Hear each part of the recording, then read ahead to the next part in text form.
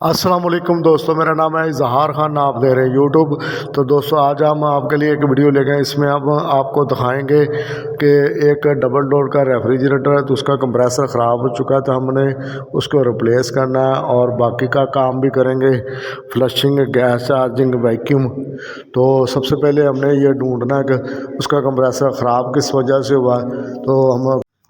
तो दोस्तों जैसा कि आपने देखा कि फ़िल्टर बिल्कुल बंद है, ब्लॉक है। तो अगर हम इसी तरह से करते हैं कि उसको चेक किए बगैर ही कंडेंसर और जो है वेपोरेटर इसको अटैच कर देते, तो दोबारा से कंप्रेसर कुछ दिन भी नहीं चलना था। ब्लॉकेज होने की वजह से, कचरा होने की वजह से दोबारा से उसने ख़राब हो जाना था या जल जाना था। तो इसलिए लाजमी तौर पर आप इस तरह का अगर केस आए तो आप कोशिश करें जितना भी उस पर वर्क कर सकते कि उसकी वजूहात क्या बनी। तो अगर ये चीज़ अगर आप नहीं करेंगे, कंडेंसर को वॉश नहीं करेंगे, वेपोरेटर को नहीं करेंगे, कैपरी को, तो वो भी आप दोबारा से कंप्रेसर और गैस आपकी सारी ज़ाया हो सकती है। तो जैसा कि हमने देख लिया, इसको बिल्कुल डेड था। जैसा कि आपने देखा, ये वजह यही बनी कि पहले सही तरह से काम नहीं हुआ, जिसकी वजह से कंप्रेसर भी ख़राब हो गया और सारा सर्किट गंदा हो गया। तो हमने क्या करना है कि सबसे पहले हमने कंडेंसर को वॉश करना है। कंडेंसर जल्दी वॉश हो जाता है, वेपोरेटर और कैपरी की बनस्बत 10 से 15 मिनट भी लग सकते हैं, आधा घंटा भी लग सकता है। लेकिन उसके लिए आपने सबसे पहले जो है ना इसको जो है ना वॉश करना। जैसा कि हम इसके साथ 2 लाइनें अटैच कर लेंगे और उसको जो हमने जो है ना चार्जिंग लाइन लगा के, तो कंप्रेसर आप उसके साथ फ़िल्टर अटैच कर लें। अगर आपके पास नाइट्रोजन गैस है तो नाइट्रोजन के साथ भी आप उसको वॉश कर सकते हैं। तो जैसा कि ये देख सकते हैं, तो हमने इसके साथ लगा दी गई हैं दोनों लाइनें। तो हम आसा करके इसको जो ना वॉश करते हैं। और इसके लिए आप CTC, थिनर, पेट्रोल, इनमें से कोई भी चीज़ आप इजीली इस्तेमाल कर सकते हैं। तो हमारे पास CTC भी है, तो हम सबसे पहले CTC डालेंगे। इसके लिए आप कोई भी अडाप्टर बना सकते हैं और बहुत ही इजीली जो है ना इसको आपने जो ना डालना शुरू करना और कंप्रेसर उसके बाद चला दें। तो आस्ता जो ना कंडेंसर जो ना वॉश होना शुरू हो जाता है। और कंडेंसर को वॉश करने के बाद आप इजीली जो है ना उसके बाद जो ना वेपोरेटर को आप वॉश कर सकते हैं। तो जैसा कि आप देख सकते हैं, तो इसको हमने वॉश करना शुरू कर दिया है। तो आसा करके देखेंगे, इसमें कचरा बहुत ज़्यादा जंग जिस तरह आपको दिखाई दे रहा है, तो इसमें बहुत ज़्यादा गंदा आ रहा है। तो इसको हम कुछ देर के लिए करेंगे और जैसे ये नीट हो जाएगा, थोड़ी देर इसको वक्फा दे के स्टे ले लें थोड़ी देर। उसके बाद जो है ना आप आसा करके करते जाएं। जैसा कि आप देख सकते हैं, तो इसमें कितना ज़्यादा गंद है। तो अगर बिल्कुल वॉश हो जाता है ठीक है, अगर वॉश नहीं होता तो कंडेंसर को आप चेंज भी कर सकते हैं। कंडेंसर बहुत ईजीली चेंज हो जाता है। तो इसको हम आसा करके कर रहे हैं वॉश, जैसा कि आप देख रहे हैं।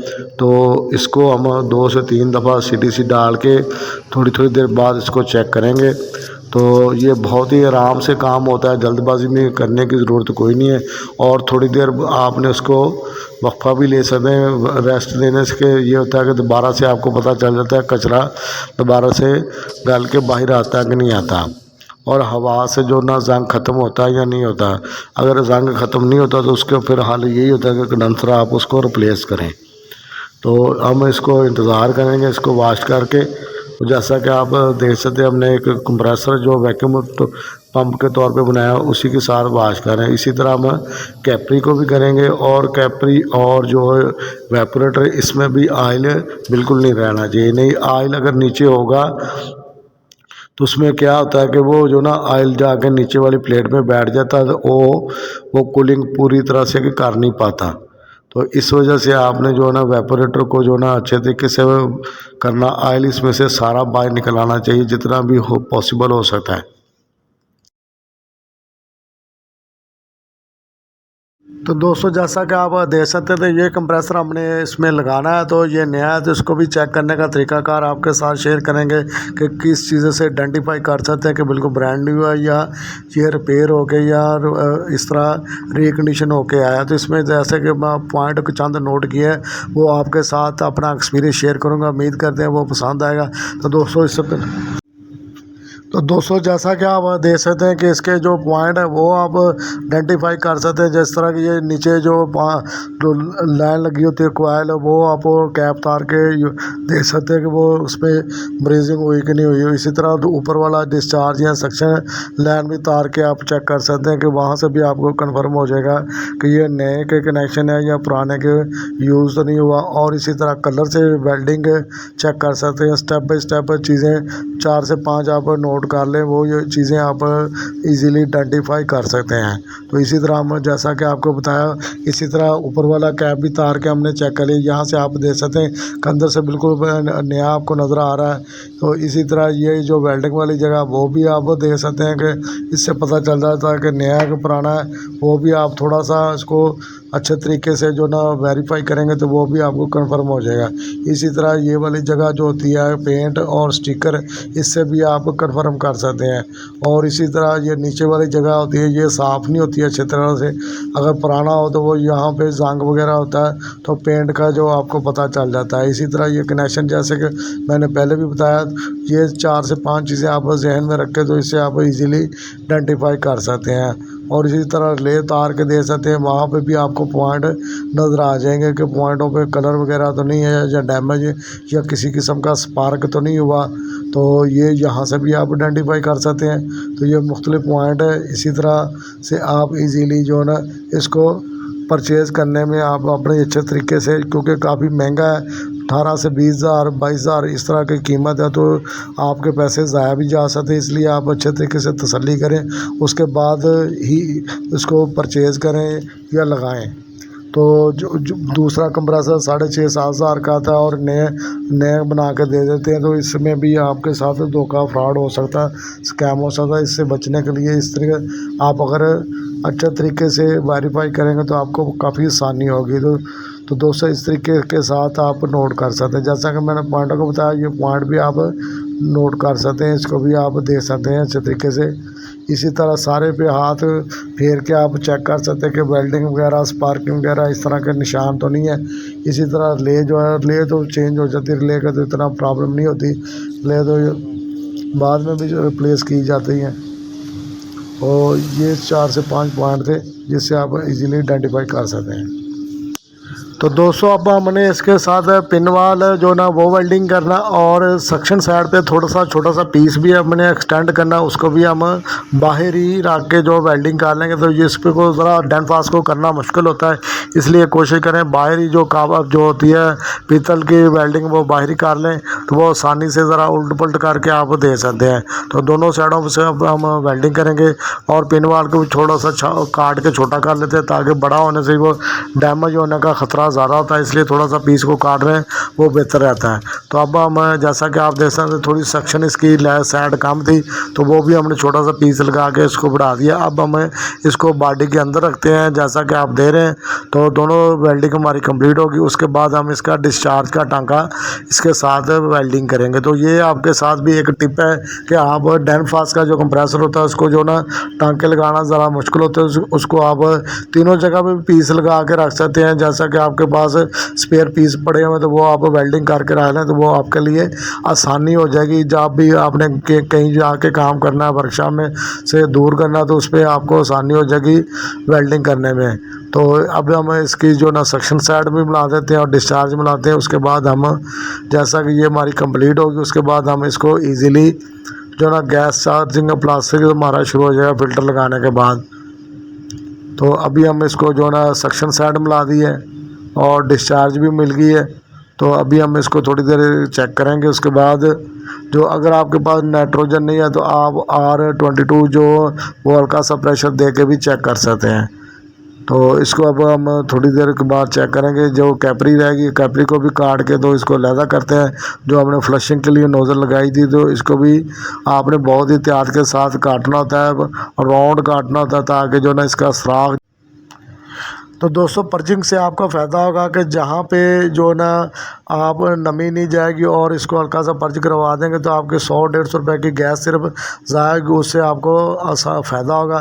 तभी हम थोड़ा सा प्रेशर छोड़ के दोनों साइडों से बाहर आने देंगे और टाँके भी चेक कर लेंगे, साथ ही तो सारे जॉइंट जो लगाए हैं हमने उनको चेक कर लेंगे और लाइन भी चेक कर लेंगे, ताकि हमें इधर से कंफर्म हो जाए कहीं पे जो ना लीकेज वगैरह तो नहीं है। उसके बाद हम फ़िल्टर लगा देंगे। तो जैसा कि ये आप टेक्निक इस्तेमाल करेंगे तो बहुत ज़्यादा चांसेस आपके कम हो जाएंगे कि फ्रिज की जो चोकिंग प्रॉब्लम आती है। तो दोस्तों जो है ना पर्जिंग हमारी कंप्लीट हो चुकी है। अब हमने फ़िल्टर को जो ना ब्रीजिंग करनी है।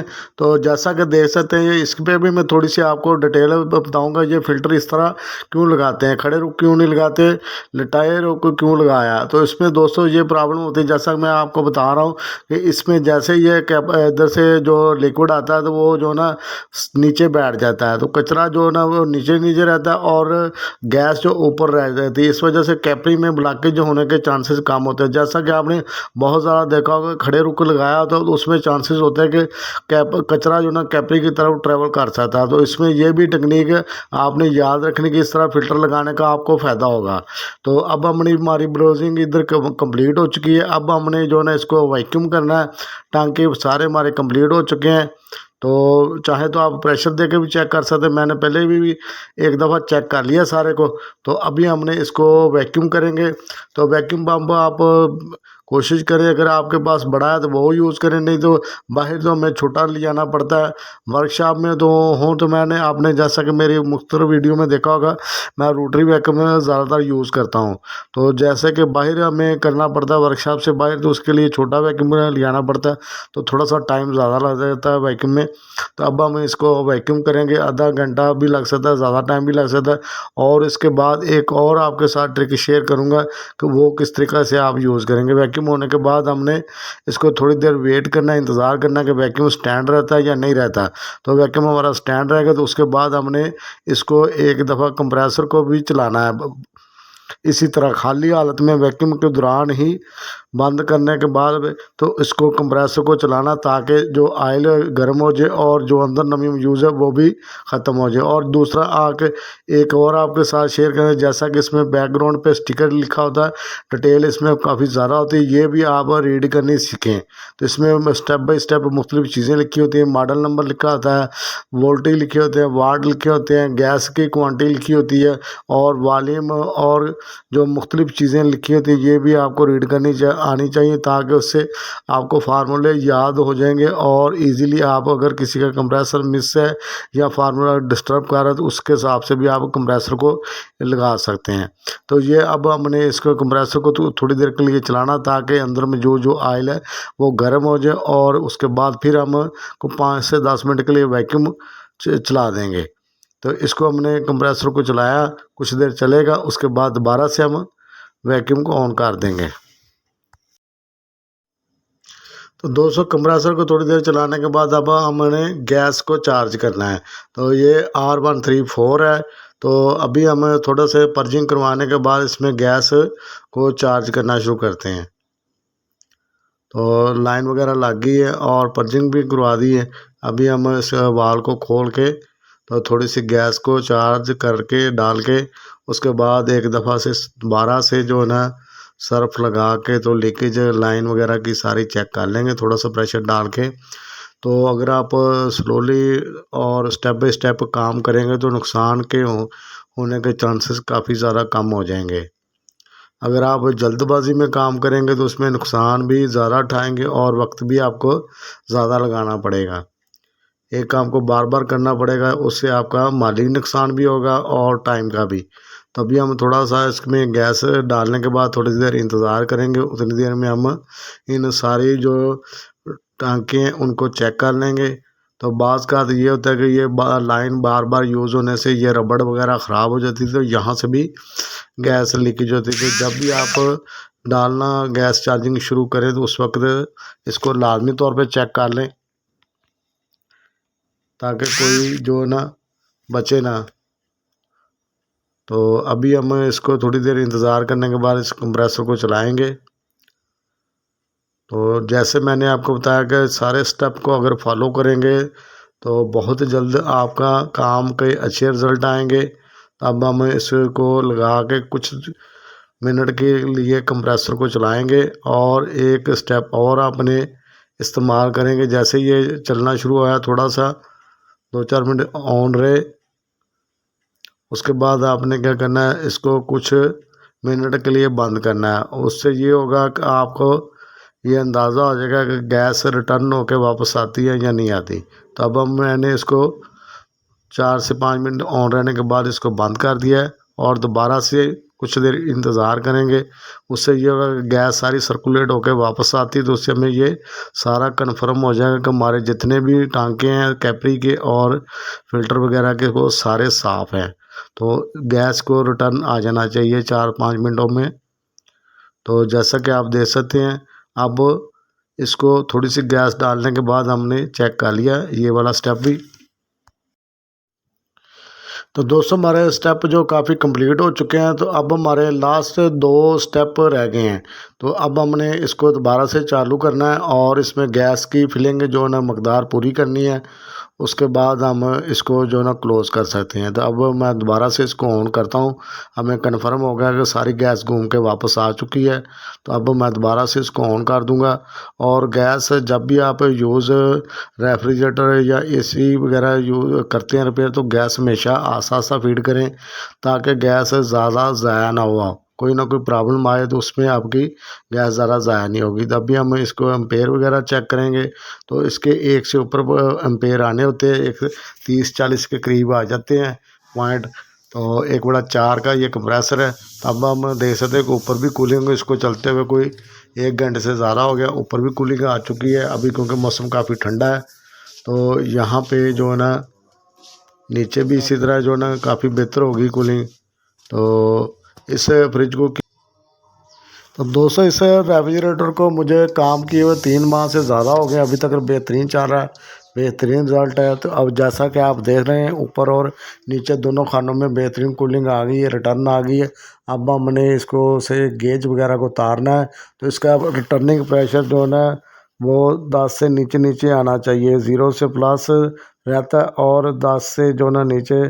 सब जब जिस तरह का मौसम, इसमें 2 से 3 पे भी ये प्रेशर आ सकता है।